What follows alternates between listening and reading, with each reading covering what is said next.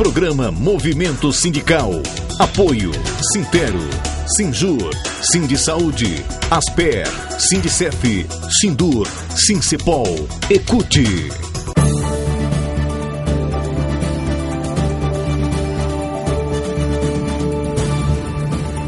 Programa Movimento Sindical.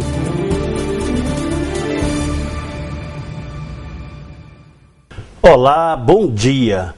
Imagine que você seja um príncipe dotado de poder absoluto, governando uma cidade-estado como Florença ou Nápoles, na Itália do século XVI. Você dará uma ordem e ela será atendida. Se quiser mandar prender alguém por ter falado algo contra você ou por suspeitar de que houve uma conspiração para matá-lo, você pode fazer isso. Segundo Nicolau Maquiavel, nascido em 1469 e morto em 1527, às vezes é melhor mentir, quebrar promessas e até matar os inimigos. Um príncipe não precisaria se preocupar em manter a sua palavra.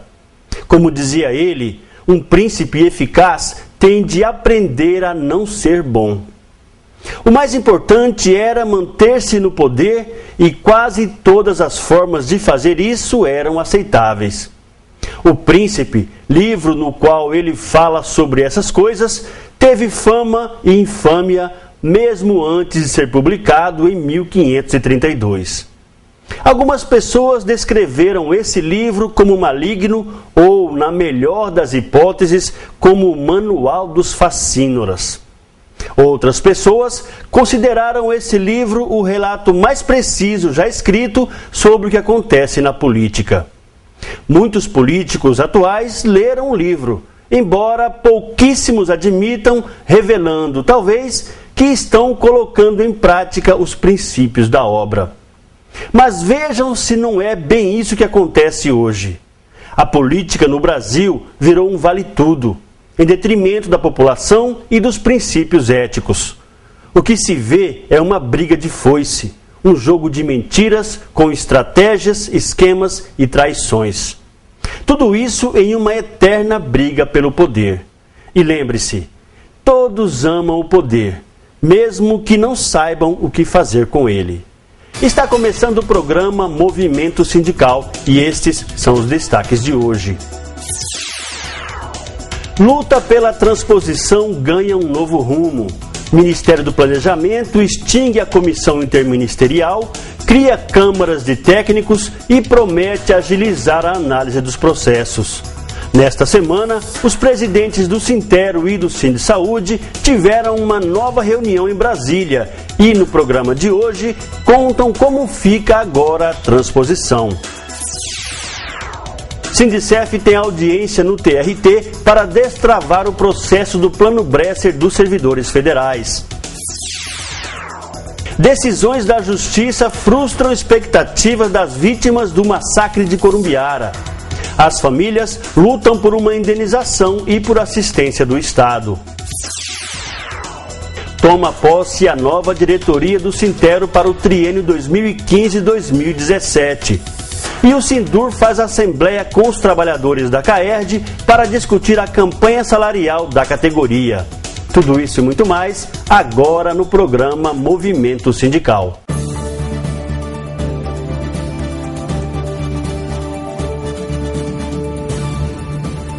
Programa Movimento Sindical.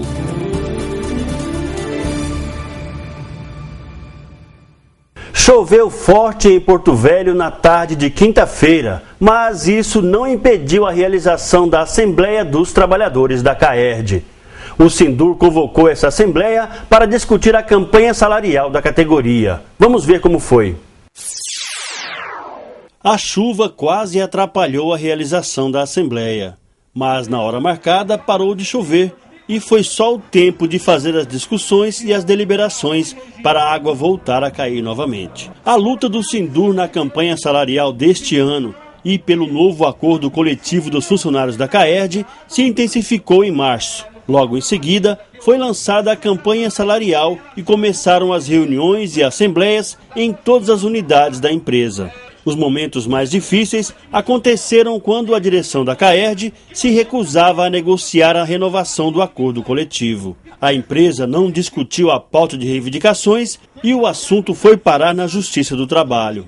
Pelo tema da campanha Retroceder Jamais, dá para perceber que os trabalhadores da CAERD não admitem a retirada de direitos já conquistados e querem ampliar as conquistas. Nesta assembleia, realizada na última quinta-feira, o assunto voltou à tona. Foi aprovado, deliberado por unanimidade, né, a questão do ACT, Acordo Coletivo de Trabalho 2014-2016, foi uma grande vitória dos trabalhadores humanitários da CAERD, persistiram desde 23 de abril, quando entregamos a pauta à diretoria da CAERD, enfrentamos uma ação revisional, um dissídio coletivo com 4 audiências no Tribunal do Trabalho, várias negociações, várias assembleias, inclusive embaixo de chuva, e os trabalhadores persistentes não abrem mão de forma alguma dos seus direitos conquistados há mais de 25 anos. E o lema nosso agora foi confirmado, né? Avançar sempre, retroceder jamais. Sindicato combativo, de luta democrático, né? De base cutista, é isso aí que nós esperamos, manter a nossa luta sindical firme e forte, com os direitos dos trabalhadores em primeiro lugar. Preservando mais uma vez a disposição de luta, a conscientização dos trabalhadores, se fecha agora, delibera, pela aprovação da contraproposta da empresa, um acordo coletivo de negociação que no início não tinha diálogo nenhum com a empresa. Os trabalhadores persistiram e lutaram, e esse é o reconhecimento hoje da luta dos trabalhadores pelo avanço que teve nessa contraproposta da empresa, para que os trabalhadores, mais uma vez, fizessem a sua disposição, mostrar a sua disposição. E mais uma vez ficou comprovado que os trabalhadores da CAERD sempre estão dispostos à luta. Como o companheiro Will sempre fala, avançar sempre e retroceder jamais. Parabenizar todos os trabalhadores e trabalhadoras da CAERD por mais essa vitória alcançada no dia de hoje, tanto aqui na capital como em todo o estado de Rondônia, pela aprovação da contraproposta da CAERD. Ontem à noite aconteceu em Porto Velho a cerimônia de posse da nova diretoria do Sintero. Os integrantes da diretoria executiva, do Conselho Fiscal e das diretorias regionais foram eleitos no dia 6 de novembro. A reportagem completa sobre a cerimônia de posse nós vamos mostrar no próximo programa. Antes da cerimônia, nós conversamos com o presidente reeleito do Sintero, Manuel Rodrigues da Silva. Ele fala sobre o planejamento para o próximo mandato. Nós estamos tomando posse hoje sexta-feira à noite, vamos fazer um planejamento estratégico para os próximos 3 anos, né, para direcionarmos o nosso trabalho. Com certeza nós vamos procurar, se porventura tivermos cometido alguma falha, tentar corrigir naquilo que possível nós tivermos cometido alguma falha e retomar a questão. Nesse mandato a gente pretende investir mais em formação, tanto sindical como pedagógica, então a gente pretende modificar até a forma de trabalhar, e lembrando também, né, que nós estamos agora, é uma direção bastante mista, né? Nós temos 6 regionais da Chapa 2 e 5 da Chapa 1, mais a executiva. Então acredito que as coisas vão caminhar muito melhor e que venceu a democracia, até porque eu entendo que o maior bem que nós temos são os nossos associados, e com certeza nós vamos estar trabalhando e planejando voltado para esses servidores filiados ao sindicato. Quais vão ser as principais lutas desse novo mandato? A questão salarial, a questão de reconhecimento, valorização? Valorização salarial, principalmente a valorização profissional como um todo, né, incluindo a questão pedagógica. Temos que olhar com um olhar um pouco diferente na questão das aposentadorias, se entrar desses processos. Então nós pretendemos, como eu disse, precisamos investir um pouco também na questão de cursos pedagógicos. Então a gente pretende fazer seminários e a gente vai estar dando uma nova dinâmica aí a partir do ano que vem. O governo foi reeleito, mas a Secretaria de Educação mudou, vai ser nova secretária. Como é que vai ser essa relação com o governo agora reeleito? A relação, eu entendo que tem que ser de governo com sindicato, né? O sindicato, independente, eu sempre repito isso, que independente de governo A, B ou C, ele representa os interesses dos trabalhadores e trabalhadoras em educação.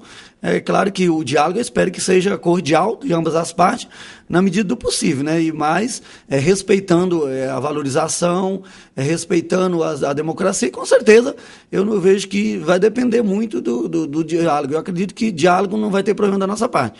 Agora, espero que realmente implemente as políticas públicas voltadas para os trabalhadores em educação, que têm muito a desejar dentro das nossas escolas. Estamos apresentando Programa Movimento Sindical. Programa Movimento Sindical. Apoio Sintero, Sinjur, Sindisaúde, Asper, Sindicef, Sindur, Sincepol, Ecute. Voltamos a apresentar Programa Movimento Sindical.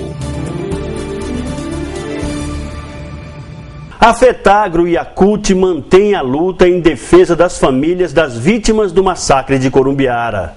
Com o apoio da CUT, a FETAGRO entrou com uma ação na Justiça, pedindo indenização e assistência às famílias. Uma audiência marcada para esta semana deveria ouvir o depoimento de mais de 150 trabalhadores rurais. Mas não foi bem isso que aconteceu. A luta em defesa das vítimas do massacre de Corumbiara começou ainda em 95, logo após a expulsão das famílias da Fazenda Santa Helena.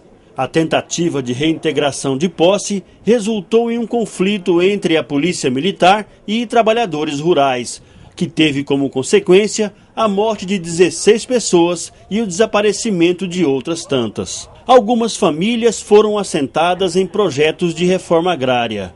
Outras permanecem vagando pelas periferias das cidades, mas nenhuma delas esqueceu a tragédia. Para tentar reparar os danos causados às famílias das vítimas do massacre, a FETAGRO, com o apoio da CUT, entrou com ação na Justiça, pedindo uma indenização do Estado e pedindo assistência médica a essas famílias. Além das questões físicas, muitos integrantes das famílias sofrem com problemas psicológicos. As ações movidas pela FETAGRO pedem para que a Justiça ouça o depoimento de mais de 200 pessoas. Na quinta-feira, estava marcada a audiência para que 151 delas fossem ouvidas pela Justiça.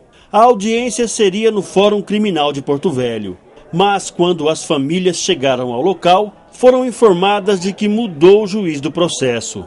O juiz Neumayer Pereira de Souza declarou a prescrição de 194 casos e somente 9 vítimas, que eram crianças à época do massacre, poderão dar continuidade ao processo.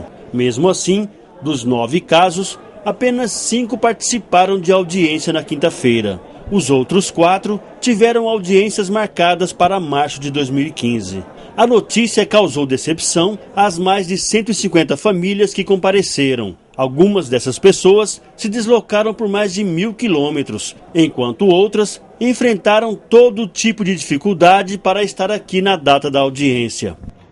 É uma luta incansável que o movimento sindical, junto à FETAGRO e demais organizações que estão contribuindo, mas não está fácil, né? Não está fácil, que hoje foi uma audiência marcada pelo juiz, né?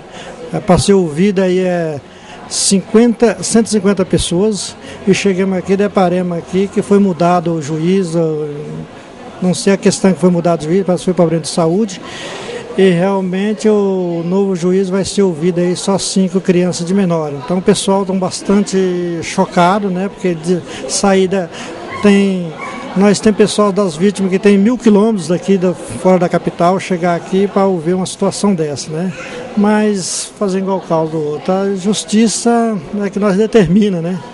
E a gente estamos aí, todo mundo meio preocupado, até nervoso pela situação, mas estão calmando, vamos esperar aí esse momento agora que vai ser ouvido aí, esses 5 de menor que vai ser ouvido, e depois a gente vai ver o que vai fazer com os outros, quando vai ser ouvido, como é que vai ser a situação, né? A federação está acompanhando aí, junto aí o Fábio da FETAGRO, o Lazinho da FETAGRO, que hoje também é deputado, né? E tem a CUT, o Tamar da CUT vai acompanhar aí, para ver como é que vai ficar a situação, que não dá para deixar isso parado do jeito que está, porque o pessoal foi torturado, foi machucado, gente morreu, gente perdeu famílias, perdeu filho, outros perdeu pai, então não dá para ficar numa situação dessa. Nas ações, os pedidos são de indenização de R$50 mil individualmente e pensões vitalícias ou aposentadorias, já que alguns sobreviventes tiveram sequelas e outros morreram de doenças relacionadas ao conflito. O vice-presidente da FETAGRO, o deputado estadual eleito Lazinho, explicou como está essa luta. A federação, a FETAGRO, juntamente com a Secretaria Nacional de Direitos Humanos do Governo Federal, em 2009 fez um convênio para montagem de processos junto à Justiça, reivindicando a indenização dessas vítimas. Esses processos foram trabalhados no ano de 2008 e 2009 e em 2010 nós demos a entrada, através de um advogado que nós contratamos na Justiça aqui em Rondônia, aqui em Porto Velho, de 203 processos montados, ou seja, 203 vítimas que sofreram na época do massacre toda aquela barbaridade que vocês, à época, foi notícia no Brasil inteiro e no mundo inteiro. Durante esse período, nós tínhamos medo que o governo nem aceitasse, aliás, que a justiça nem aceitasse mais o processo, porque já havia prescrito o crime.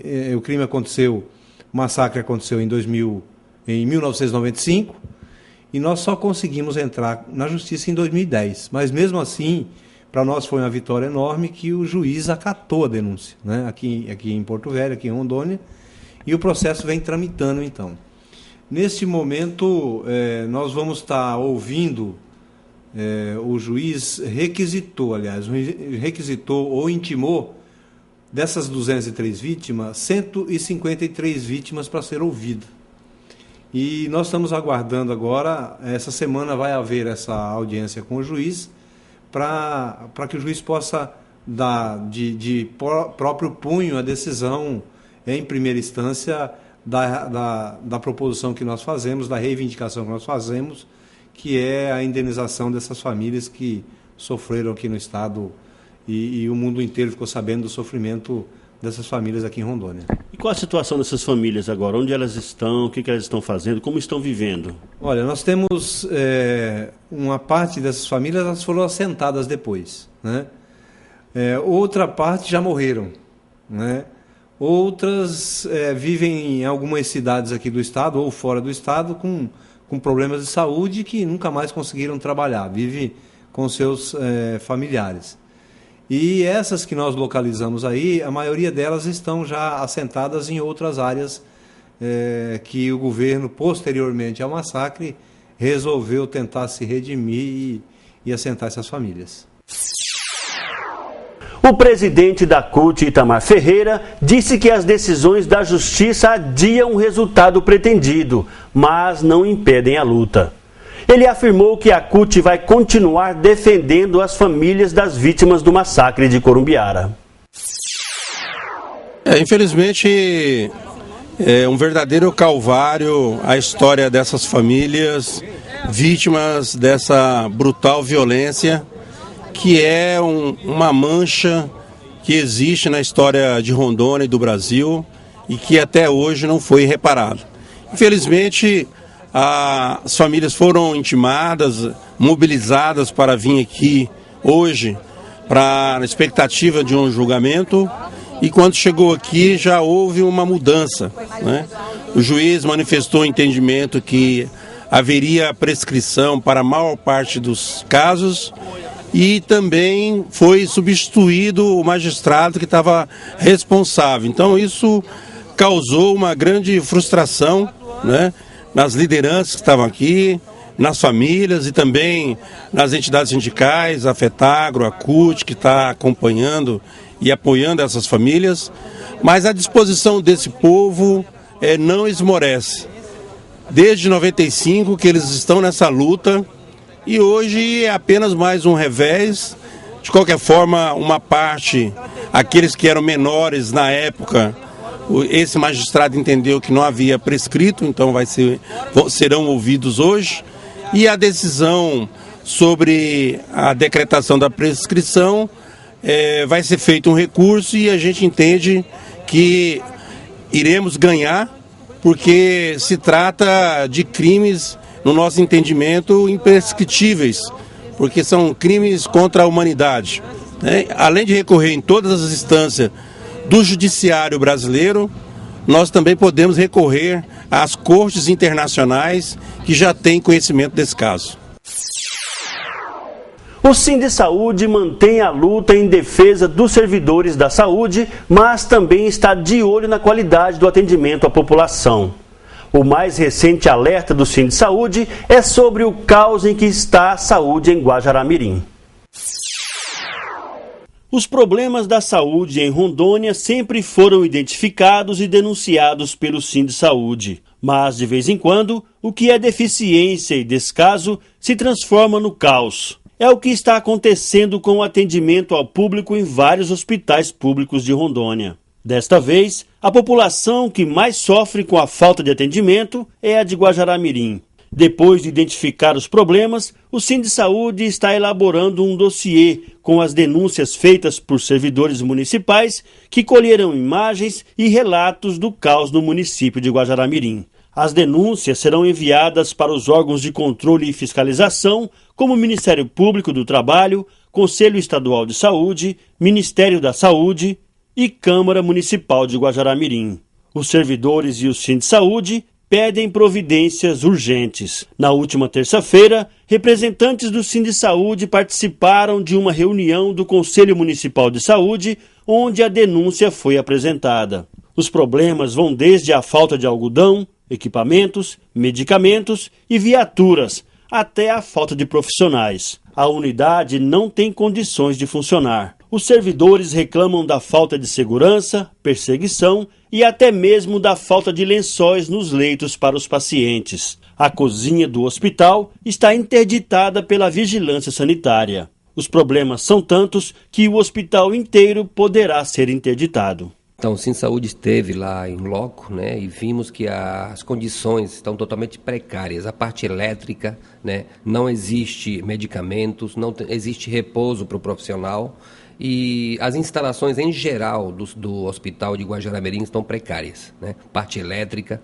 E nós estamos fazendo uma comunicação, né, para o Ministério Público, para o Ministério do Trabalho e para o Conselho Estadual de Saúde. Estive também hoje de manhã com o secretário estadual de saúde, né, para fazer essa comunicação que o hospital de Guajará-Mirim não tem condições mínimas, né, do servidor da saúde trabalhar.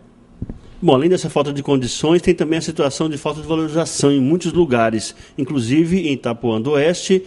O movimento vai ser retomado na próxima semana. Exatamente. Em Itapuã do Oeste tínhamos suspendido a greve, né, e entramos num acordo com a Prefeitura e com a Secretaria de Saúde Municipal, com relação ao plano de carreira, cargos e salários dos servidores da saúde, com relação à insalubridade e condições de trabalho. E até hoje tentamos ajudar tecnicamente o prefeito e ele não cumpriu o nosso acordo. Então, demos 72 horas e acredito que terça-feira retomaremos a greve em Itapuã do Oeste. Estamos apresentando Programa Movimento Sindical. Programa Movimento Sindical. Apoio Sintero, Sinjur, Sindisaúde, Asper, Sindicef, Sindur, Sincepol, Ecute.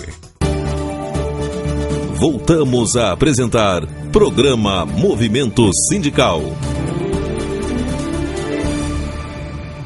Depois de inúmeras tentativas de resolver a questão do Plano Bresser dos servidores federais, a direção do Sindicef resolveu pedir uma audiência no TRT.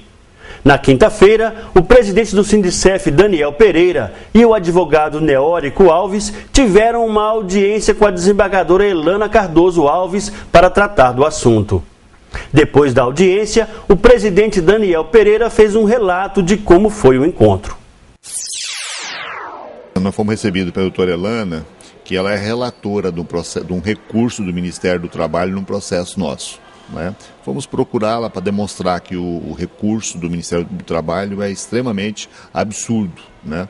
Ele está querendo rediscutir matérias que já foram exaustivamente discutidas. Tem questões que eles estão levantando que já foram discutidas, pasmem, 10 vezes dentro desse processo, né? E trazer para ela a nossa angústia como dirigente da entidade. Nós temos 2.000 servidores beneficiados nesse processo, dos quais 200 são falecidos. E a depender da demora desse processo, sabe lá Deus que rumo que toma, se não for resolvido isso rapidamente, nós corremos o risco de, quando o processo chegar no final, não ter ninguém mais vivo para poder se beneficiar do direito que foi tirado dele lá no passado, né? Então a doutora Elana é uma pessoa muito atenciosa, muito educada, sempre atende todo mundo muito bem, se comprometeu de fazer o julgamento o mais rápido possível, e nós vamos buscar todos os meios de discussões, inclusive com o próprio Ministério Público do Trabalho, para demonstrar para eles que o que eles estão trazendo de discussão no processo já foi discutido. Não se trata de algo novo, desconhecido, não se trata de um processo que tenha qualquer tipo de problema do ponto de vista ético, do ponto de vista moral. Do ponto de vista jurídico, que aquilo que está dentro do processo são decisões consolidadas, inclusive com decisão recente do Supremo Tribunal Federal, que é o guardião maior da lei no nosso país. Então a gente fica perplexo, né? Ficamos extremamente preocupados com o que está acontecendo, né? São 23 anos que um processo está em trâmite e até o presente momento o jurisdicionado não viu aquilo que é seu por direito, que já foi garantido pela Justiça há mais de 20 anos, mas até agora não receberam aquilo que tem que ser pago a cada um deles. E como é que está a situação dos outros planos econômicos, Verão, Collor, direitos dos servidores? Nós temos várias situações, né? Nós temos o pessoal da Funasa e outros órgãos também, cujos valores já foram recebidos. Aí a União tem usado a estratégia de tentar tirar. Até o presente momento nós temos logrado êxito em todos, com problemas localizados aqui e ali. Inclusive agora, nesse exato momento, o nosso pessoal está tendo uma reunião lá no Ministério da Saúde para resolver a situação de uma meia dúzia de servidores que foi retirado planos econômicos dele, plano Collor e plano Verão, no caso dos servidores da Funasa. A vida nossa é essa, brigar para manter aqueles que têm e para pagar aqueles que não receberam ainda, mas faz parte da nossa luta e vamos em frente. A luta pela transposição ganha um novo rumo a partir da medida provisória número 660 e da lei número 8.365. Agora vão caminhar juntas a transposição de Rondônia, a do Amapá e a de Roraima. Só que a transposição de Rondônia já está mais adiantada em relação à dos outros estados. E agora parece que os trabalhos em Brasília vão ganhar outra velocidade. A comissão interministerial foi extinta. Foram criadas câmaras de técnicos do Ministério do Planejamento e não vai haver mais discussão entre ministérios. Nos próximos 6 meses, todas as câmaras concentrarão as atividades na análise dos processos de Rondônia. Isso até os servidores de Roraima e do Amapá entregarem os termos de opção. Depois, cada Câmara vai cuidar de um estado. E o enquadramento vai ser feito gradativamente de acordo com a ordem de entrega do termo de opção. Essas definições foram apresentadas nesta semana aos presidentes do Sintero e do Sindsaúde em uma reunião no Ministério do Planejamento. Presidente, o senhor acha que depois dessas mudanças a transposição vai ser agilizada? A transposição terá, acredito eu, uma grande mudança agora, tendo em vista que a comissão que está sendo instituída é somente de técnicos do planejamento. Então haverá um entendimento único, né? E vemos que esses 20 técnicos terão a oportunidade de trabalhar com o pessoal de Rondônia a princípio, tendo em vista que Rondônia já fez a opção, os seus servidores já fizeram opção. Roraima e Amapá farão a opção ainda. Então teremos esses 180 dias para que a comissão esteja trabalhando exclusivamente com os processos de Rondônia. E isso vai agilizar? Com certeza. E teremos também 3 bancadas, né, de parlamentares cobrando a União com relação à transposição. Então, vejo um grande horizonte aí com relação à transposição e a possibilidade também de um parlamentar nosso ser presidente dessa comissão. O presidente do Sintero, Manuel Rodrigues, estava preocupado com a possibilidade de mais demora na transposição por causa do prazo dado aos servidores de Roraima e do Amapá de 180 dias para que entreguem o termo de opção. Mas depois viu que não é bem assim. Ele voltou mais otimista da reunião em Brasília. Presidente, o senhor acha que agora, depois dessas mudanças, a transposição vai ser agilizada, já que antes se pensava que ia demorar por causa do prazo concedido a Amapá e Roraima? Com certeza, Adécio. Essa metodologia usada, conforme o senhor Carlos Augusto, diretor executivo, ele que elaborou a medida provisória 660, e ele explicou o porquê dessas modificações. E no nosso ponto de vista, inclusive no meu ponto de vista, facilitou as questões. Porque, veja bem, antes a comissão era 7 membros, composta da AGU, Fazenda, cada um tinha um pensamento diferente. Agora, o que eles fizeram? Nessa nova comissão, que vai estar Rondônia, Roraima e Amapá, são 20 pessoas, compostas exclusivamente pelo Ministério do Planejamento, sendo 5 câmaras setoriais, divididas por grupos, e nesses 6 meses, enquanto Roraima e Amapá tem o termo de 6 meses para optar, eles vão estar trabalhando os 20 membros em cima dos processos da transposição de Rondônia. Então, como eles colocaram, Rondônia ela está levando uma vantagem porque já optaram. Então, eles vão continuar analisando, eles estão regulamentando nesses 15 dias os trabalhos das câmaras setoriais, aonde vão estar agilizando os trabalhos de Rondônia. Então, eles, segundo eles, quando vencer os 6 meses que Roraima e Amapá optarem, aí sim, eles vão pegar essas comissões, vai ficar uma Câmara Setorial para Rondônia com 50% dos membros, ou seja, dos 20, 10 vão cuidar exclusivamente de Rondônia, 5 para Roraima e 5 para Amapá, porque Rondônia é o dobro de servidores, segundo eles. Então, isso vai facilitar, mas igual eles colocaram, só que Rondônia vai ter 6 meses aí, com toda a Câmara Setorial trabalhando em cima dos processos. Então, eu acredito também, um outro ponto também, segundo o senador Valdir Halpe, diz que a coisa agora vai andar, porque agora são 3 bancadas juntas, aquilo que a gente já previa, e que o Romero Jucá diz que está bastante animado junto com eles, e que o Moreira Mendes deve estar terminando o mandato, vai passar a relatoria para o senador Valdir Halpe. Então, nós vamos estar acompanhando de perto, nós voltamos bastante animados dessa reunião lá em Brasília. Eu acredito que a coisa vai andar assim agora, com certeza. E quantas discussões de 87, 91, entrou-se nessa discussão? A princípio, vão continuar analisando 87, mas eles mesmos sabem que no decreto, eles colocaram os alcançados pelo artigo 36 da Lei 41, de 22 de dezembro de 81, que diz que a responsabilidade do pessoal em Rondônia com a União era até 91.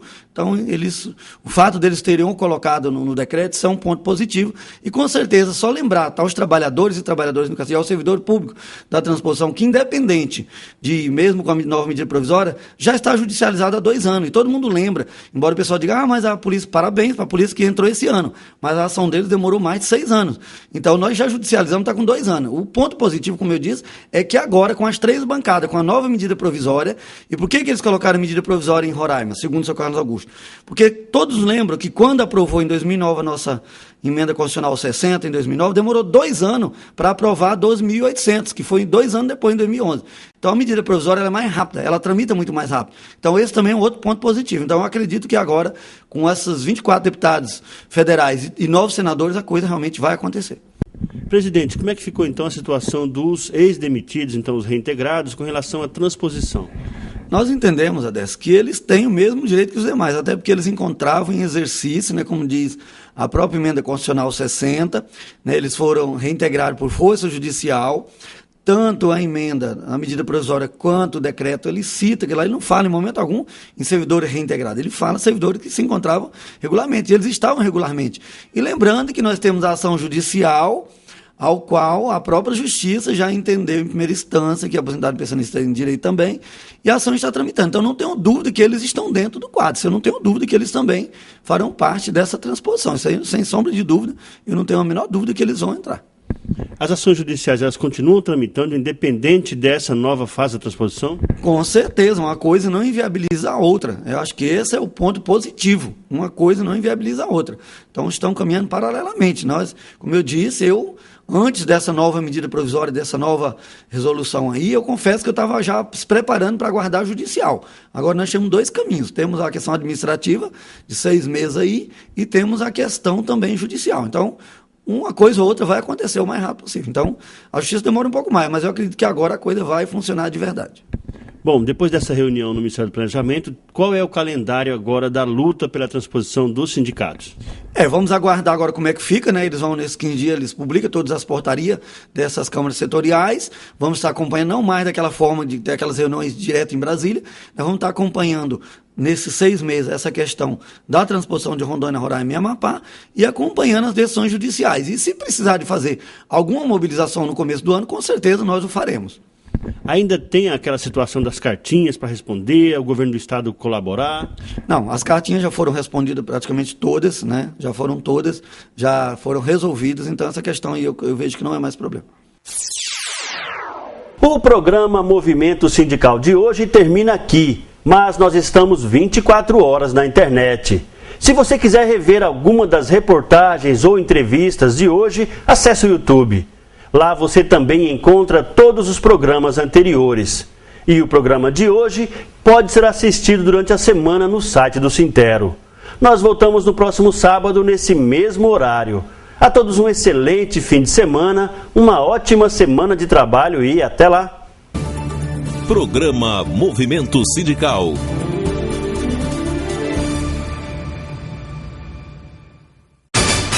Programa Movimento Sindical. Apoio Sintero, Sinjur, Sindisaúde, Asper, Sindicef, Sindur, Sincepol, Ecute.